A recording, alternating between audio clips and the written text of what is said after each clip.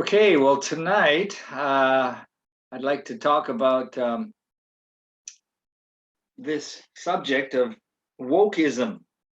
So, we're going to examine what being woke means, and it is a philosophy. In fact, it's used like a philosophy, wokeism, and we're going to take a look at it because it's shaping the Western world pretty radically. It's shaping our town. It's shaping institutions.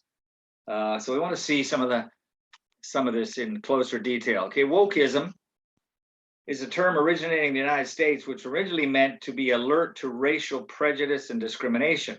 So it started out with a good idea. By the mid 20th century, woke had come to mean well informed or aware, especially in a political or cultural sense. This radical philosophy, however, crept into the academic institutions in the 1980s. Wokeism is a Marxist inspired movement that started off with well intentioned people that wanted to stop racism and social injustice. It has now morphed into a cult that seeks to silence all of those who disagree. At first, using social humiliation, but now graduating to violence through groups like Antifa and Black Lives Matter riots. Basically, wokeism is an attack on Western society. Wokeism is a full-on attack on the West. It rewrites history in order to confuse and inspire the destruction of the West. It threatens to end freedom of speech and thought. The goal of these theorists is to completely dismantle a culture and reinvent it from the ground up. Just think of all these terms coming together, and as we discuss it, you'll no doubt have your own experiences and say, yeah, that's exactly what happened in that store or on my job or in the hotel. This thing is all around us. So the banner they use is progress, and they're absolutely intolerant of other opinions that are different from their own. In the fight for equality and against discrimination, however, which sounds good, turns into an aggressive dogmatism that becomes almost absurd. For example, monuments and statues. It shouldn't say pasty. Past leaders and historical figures are being torn down all over the country. And streets and school names have to be changed. This is all part of erasing ideas that are, by definition, discriminatory according to this ideology. So it's an aggressive blotting out of whole pages of your own history, being white, being Hispanic, whatever. It targets particularly the West, so it's targeting particularly white culture, and it promotes affirmative action in the interest of minorities. So all the minorities have suffered under colonialism or white patriarchy, that sort of idea. And it requires people to renounce the traditional interpretation of such basic values as mother, father, family, and even the distinction between the sexes. So you got to get rid of these definitions. And this they consider a great reset, a great renewal of society. So wokeism is an ideology. So ideologies are political. They have action to them, and they have content. It's an ideas system. So here's some of the major ideas of wokeism. Facts are replaced with feelings. So, for example, you can be charged by the Human Rights Tribunal because someone feels bad by what you said, even though you may not have said anything with any intention. Feelings are more important now than facts. Ideas have been replaced with identity. Everybody's identity, their cultural identity, their sexual identity, their whatever, that's more important than just simply being able to discuss ideas separate from identity. These are my stories, my history, people say. This is my story. So we have identity becoming a very central feature of this ideology rather than ideas. And forgiveness is replaced with punishment. So how many political leaders have lost their jobs? How many TV show hosts who said one word wrongly about something considered racist or sexist or something, they lost their job. There's no forgiveness. It's punish them. And we've seen this in our school district here. Debate is replaced with deplatforming. We got to get that person out. They've got to resign. They should quit. So we don't debate. We try to eliminate the opposition by slander, by character assassination, by finding some past event 30 years ago they did. So in this ideology, speech becomes violence. So we have hate speech. So, you know, your words are classified as violence if you say you don't like something or you criticize a culture or, you know, this becomes violence. And never before has that been equated with speech. Bullying is, of course, really wrong unless you're bullying the right people. So they'll go after any politician. We think of a politician near us in Chilliwack who had to resign because he was bullied out of the position by his own party over a very minor comment. So it's a very active ideology. It's not something that's you know, in a few little areas. It's really permeating every part of society. The ideology, again, looking at it, education is not about teaching people how to think. It's re-educating them in what to think. You've got to think this way about the environment. You've got to think this way about oil. You've got to think this way about the green movement.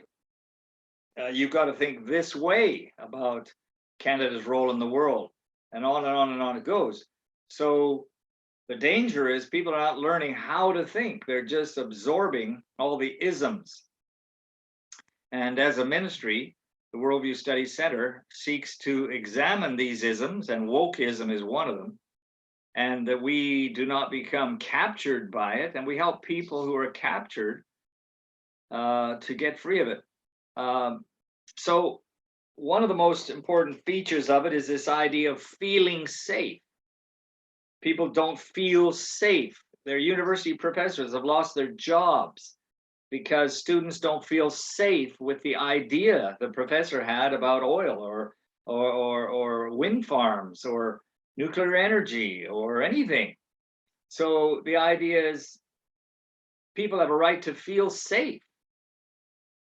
And in some degree, in a job, you should, but the idea that you have a right to feel safe can also mean that you want to eliminate anybody around you who makes you feel that way. So feeling safe trumps the need to speak truthfully. You can't speak truthfully because somebody might not feel safe about what you're saying. And the past must be judged by the mores or the values of the present. So we're required to have constant apologies for our ancestors, for what somebody did, you know, some general in the army did in the 17th century in Quebec, or, you know, or our prime minister gets up and apologizes for various historical things that happened in the past. So we're judging the past by the present, and the present is wokeism. So the past is always going to look racist, discriminatory, unjust, because that's the way it's been defined. Now, it doesn't mean there's no injustice, but what it means is we can't rewrite history, and we can't make constant apologies. How far back are we going to go? So that's very evident. And your intentions in an issue don't matter.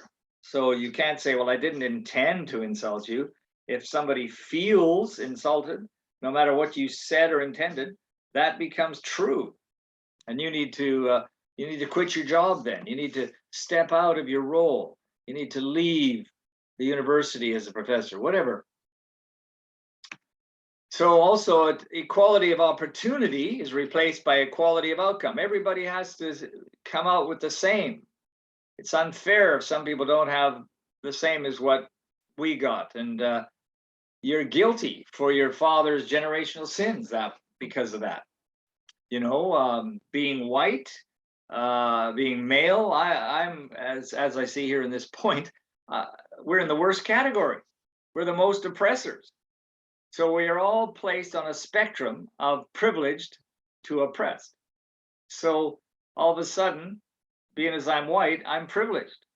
And this is a terrible way to see people in society versus all the oppressed. And you know who the oppressed are, whether it be, and again, groups with a sexual identity or a skin tone or a certain cultural location or geographical location. Everybody's oppressed. And who's the oppressor? Well, those privileged white people or whatever else. People forget that in Africa, there's a lot of black people. So does that mean they're not oppressors of their own populations because they're black? I mean, is there such a thing as privileged blacks or privileged Asians? Or is it just an anti-West ideology? So having privilege means that your ideas are tainted. We can't follow your ideas because you're white, you're privileged, you're speaking out of colonialism, all these ideas. So the whole aim is to shut people down that this ideology wants to eliminate. So there's a revolution going on. In this revolution, anyone who's skeptical of any part of this ideology are recast as you're heretic. If you're not following all the ideas of the wokies, we'll call them. Those who do not abide by this ideology are described as bigots, subjected to boycotts, and their work is subject to political scrutiny. So that we need to, we have generals in Canada who now are being investigated because they had a girlfriend 25 years ago and now she feels oppressed. I mean, so they're subject. They lost their job as a general, and it's like they're bigots. I've been called a bigot myself. Anyone that they feel doesn't toe the line is a bigot and a heretic, and they should be forced to resign. They should be forced to quit. This is such a huge movement. It's all around us.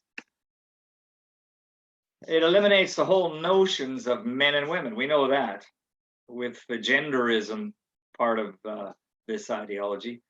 So now we have to use words like parent number one, parent number two, or the birth parent, or instead of breast milk, we have human milk. And you say all of that so the people who are not sure of their own sexual identity or sexual agenda are not unhappy. I should say sexual identity, sorry. So you have to say all that. You have to parrot that out. This is parent number one, parent number two. We can't say mother, father. We can't say boys and girls in our school. We have to say student because that's discriminatory. I mean, genderism has permeated and is embedded in this ideology. And so we're bending backwards to try and please people who are confused about their sexual identity. You're going to be called a racist. I've been called a racist. So think of this, the great authors of the past, such as Shakespeare, are no longer taught in schools and universities because they're announced as backward classics that did not understand the importance of gender or race. Native is good, everything white is bad. Because Canada was a colony, we came from England, therefore colonialism has permeated and shaped and wrecked and destroyed all native cultures, and they must all be restored. So this is a movement that classifies people as racist. And part of it is critical race theory. In the early 20th century, a German school of social philosophy developed called critical theory. Critical theory critiques culture and challenges the underlying power structures of society. It is a movement to liberate people from the restraints that control law and order. In critical theory, the only things that exist are hierarchies of power, and those hierarchies must be eliminated. So basically, there's the accepted idea that every system, every institution has power inequalities, and people need to be liberated from systemic discrimination. The discrimination is embedded in the system, not in people. It's right in the very system. The way they hire people, the way people eat their lunches, the way the building's made. I mean, this whole critical theory lends the idea that whole systems need to be eliminated and torn, because by their very nature, they are discriminatory, and we need to recreate them. Systemic racism, systemic inequality, systemic discrimination, whether it's in a hockey team and the way they hire people, whether it's in the university and the way they run their classes. It can be anywhere, because now you're accepting that there's system discrimination everywhere. Critical race theory seeks to destroy all norms and to redefine words and destroy objective science in order to create a Marxist utopia. Now, why do we say Marxist? Well, because Marxism seeks to destroy and cannot build anything. So these Marxist nations don't liberate countries. China's not liberating anybody. They're dominating. They're controlling. Russia, China, North Korea, any Marxist-led country. Marxism, by definition, considers itself the highest form of social organization. So part of the stages of social growth, social development in a Marxist theory is capitalism must be replaced by socialism, which must be replaced by communism. So Marxism places communism, government control, as one of the most important features, and that's exactly what you have in China and North Korea. So instead of reducing racism, this new anti-racism that's put up by the Marxists, like Black Lives Matter, let's destroy these structures, becomes racism, just with a different name. So it's against whites. The form of, the idea that whites can be racist, but blacks can't or Asians can't is ridiculous. Racism is a human problem, not a white problem. So critical race theorists have found that racism is one of the most powerful tools they have to eliminate anything that stands in their way of accomplishing their vision of a society free from all past guidelines and traditions. All you have to do is say to somebody, you're a racist, and you almost condemn them to social and workplace death. And we're going to see that in a minute. Critical theory does not improve society. So wokes use every means possible to eliminate people that support the traditional institutions, the traditional morals and social values that guide normal society. Oh, I've spelled that. I've got a few spelling wrongs here. They develop their own rules for the majority and ostracize everyone who does not conform to their laws. Racism is defined as any system that allows for disparate outcomes between different races. So if you have different races and one doesn't do as well as another in education or sport or whatever, it's racist based on color. People forget, though, that the NBA in the States, the National Basketball Association, is 99% black. And the NFL, the football, is almost probably 90% black. So would those be racist organizations? This leads to something called cancel culture. In the fight against racism, which is a lofty goal, it turns into a new culture called cancel culture and into reverse discrimination. So you're going to have this idea of equal number of males and females in the Canadian government. And I believe our Prime Minister has just moved to a 50% ratio now of males and females, so that he's showing that they're equal. There's no discrimination against women. Well, this is a form of reverse discrimination against men who may be more qualified. So basically, we're trying to address discrimination by using discrimination. But canceling someone occurs when one person says or does something to which others who are woke suddenly object. And then that person gets publicly shamed and criticized, usually on social media. Now, this is absolutely happening, and it's very powerful and destructive. In fact, my son knows a person in business, a well-known business in Vancouver that was practically wiped out because at a party, the business owner said something, maybe a negative comment about a race, I can't remember, or some comment about a culture. And it went out on social media through a post, and then all his customers that his business served, all the woke people, decided they had to do something to eliminate him, and they all canceled his business and all the contracts they had with him. They basically wiped out his whole business by social media, and each client or each supplier or whatever it was in his business had to follow the lead of the others, or they weren't showing their commitment to get rid of his discrimination. This is going on all over the place. I just think of a TV program. I won't name it. A TV show, and the host was eliminated because he made one comment, and now they have two women taking the place of this male host on this TV. It's a long competition show.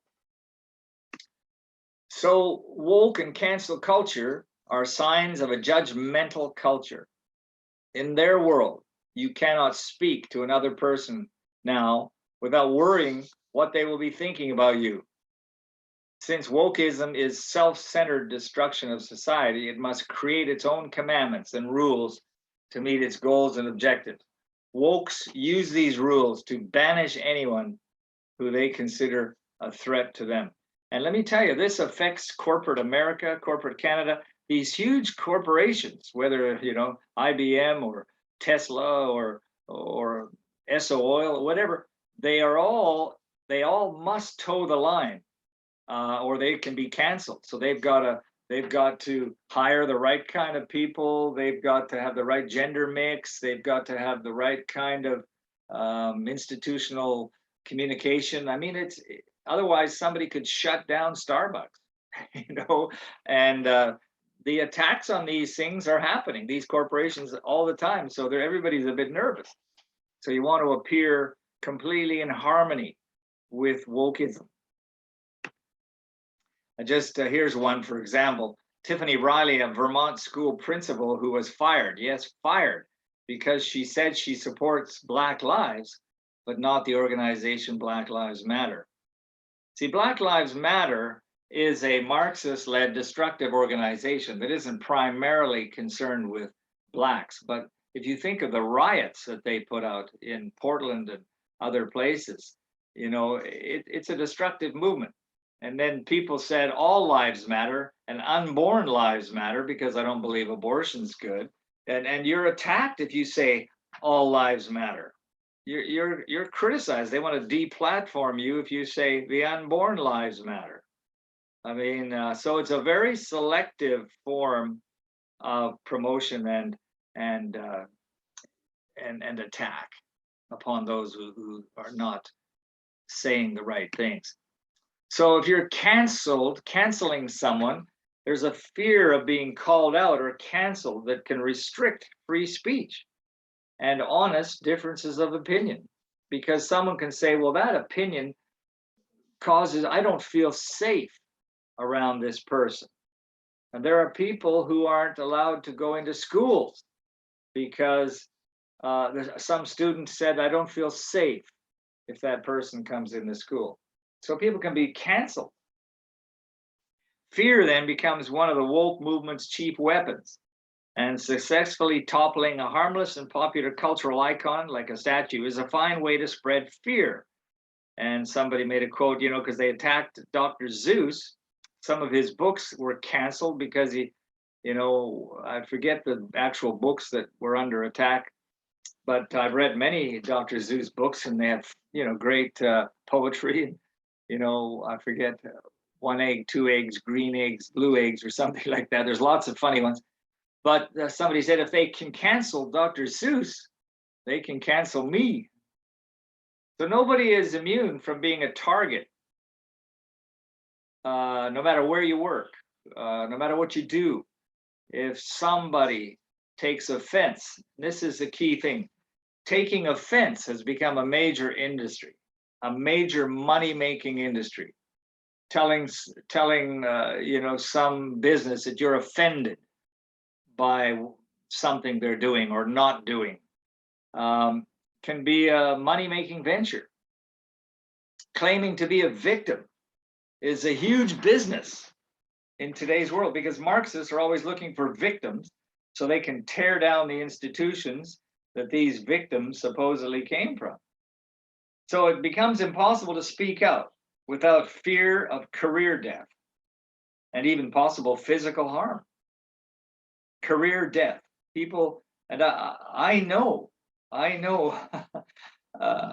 people in Australia and people in Canada whose jobs are on the line because they spoke out about something that wasn't popular.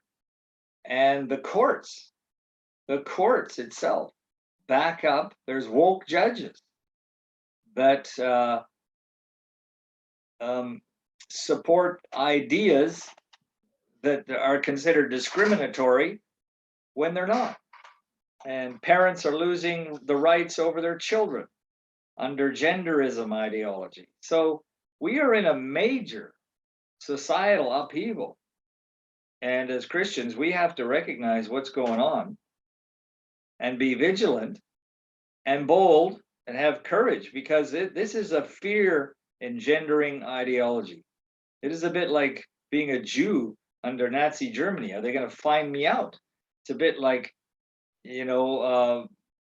living in communist Russia or communist North Korea, and you can't do certain things or go certain places. You have to clap when Kim Il Sung or Kim Jong Il walks by, and you have to clap and cheer the Great Father, or else you're dead. So this form of coercion and false approval is terrible, as you meant to give the signals that, yay, this is a great thing going on. You're no longer being true in what you're saying. You're just saying things because that's what's expected. There's a certain kind of speech that's required. We have to praise. Homosexuals have rights to do what they want, and it's under the Canadian Charter of Rights, but I don't have to praise their lifestyle, do I? I have to celebrate their lifestyle. Everybody has a lifestyle. Do they celebrate mine? So here, if I'm required to celebrate the gay homosexual lifestyle, isn't that forcing me to adopt somebody else's values? But that's part of what it is, because they become the accepted norm, and anyone who opposes that lifestyle would be a hater, would be a bigot, and should be eliminated. So here's an interesting result. I got my research. 62% of Americans are now afraid to voice their opinion. 62%.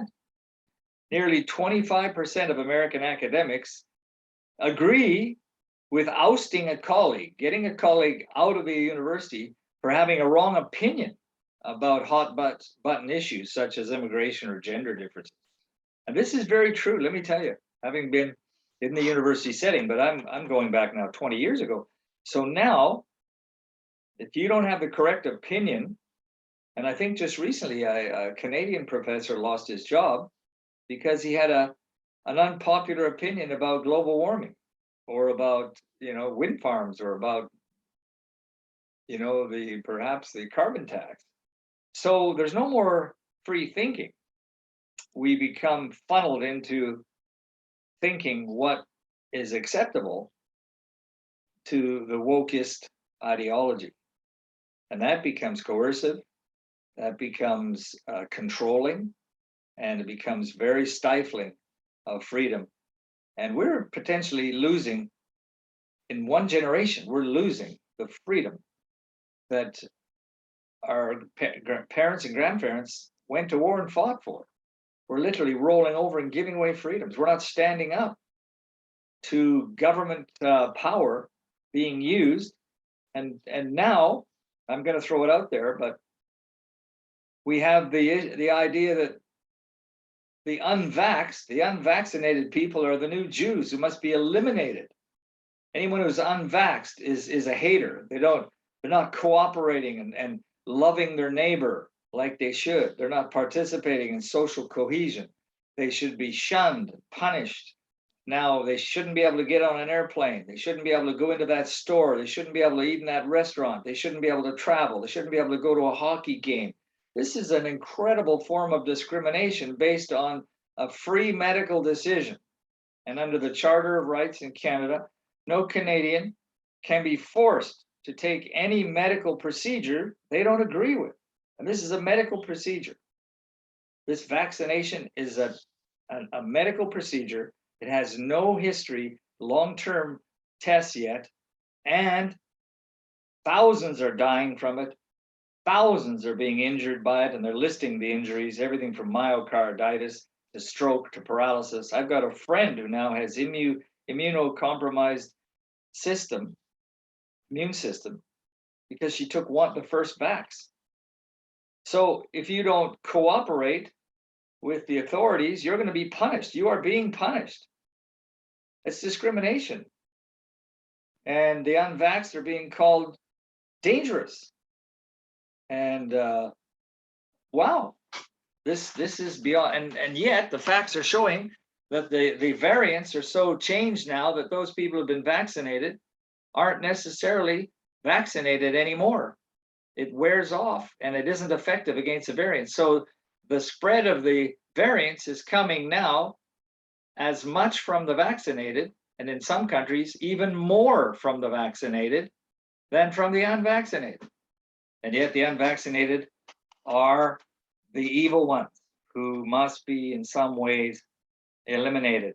So now the government is coming up with vaccine mandates to force whole parts of society, doctors, nurses, firemen, police officers, pilots, you name it, forcing them to adopt a medical procedure they don't want, and in many cases they're justly fearful of, or be eliminated, lose your job.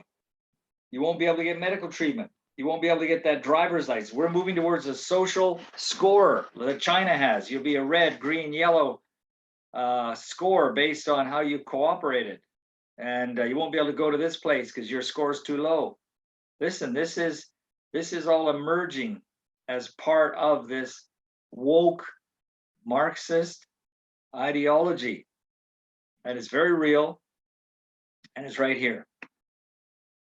So the woke revolution has been and is very effective. It's happening right now. It has captured the most important sense-making institutions of American life. And by sense-making, we mean those institutions which help us make sense, help us understand reality, help us understand the world we live in, help us understand what's a male, a female. It's captured those. So the newspapers now spew out stuff. Our magazines, our Hollywood studios, the movies. You think of what's coming out now as Disney injects genderism into its new movies, as race has become dominant, and we're changing who gets to be an actor now based on their skin color. Our publishing houses, many of the tech companies, and increasingly corporate America. So this has an incredible reach into every part of our society.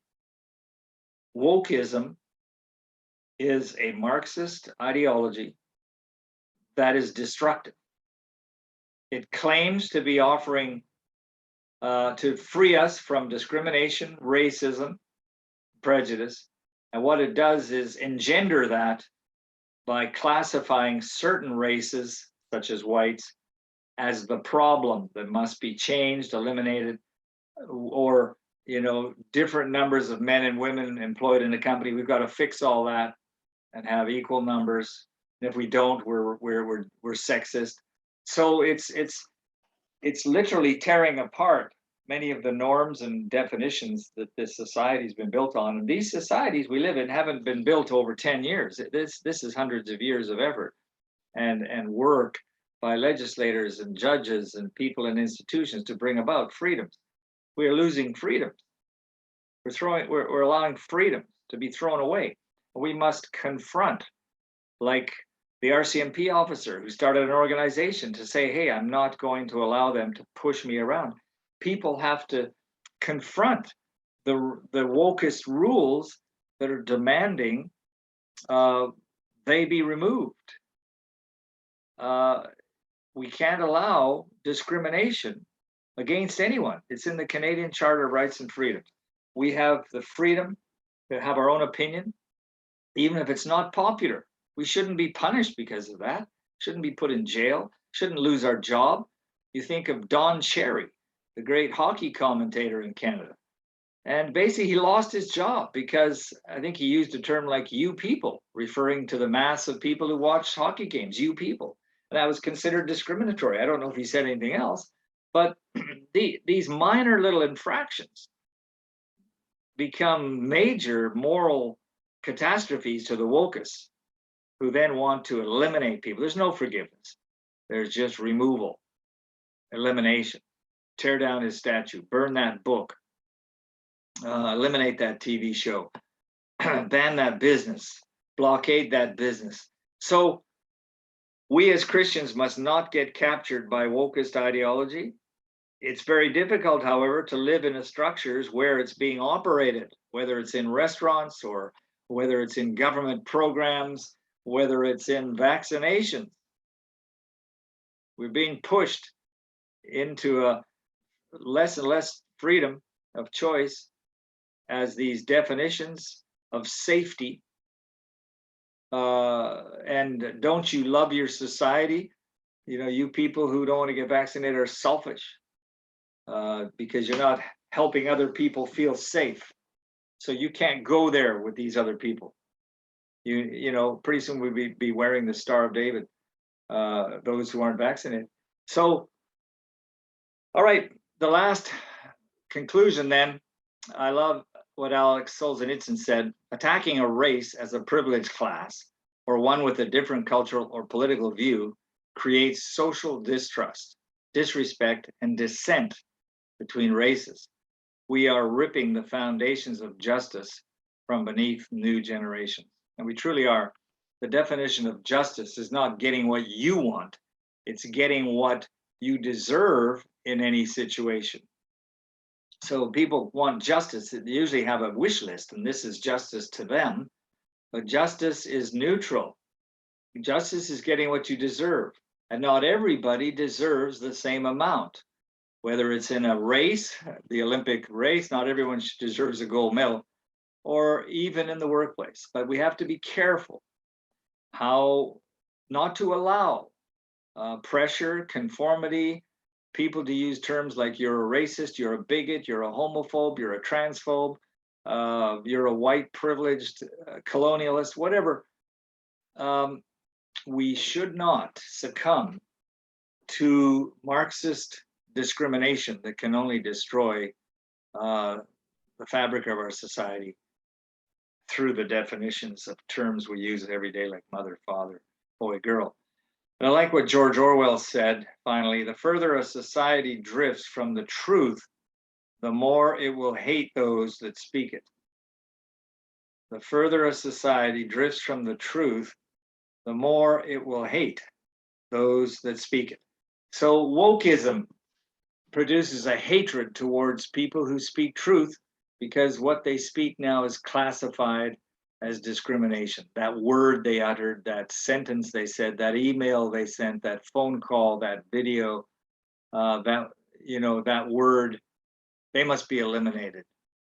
So let's be vigilant, to be aware of what's going on, not to allow ourselves to succumb to this ideology, and let's set the nation free and not become captured by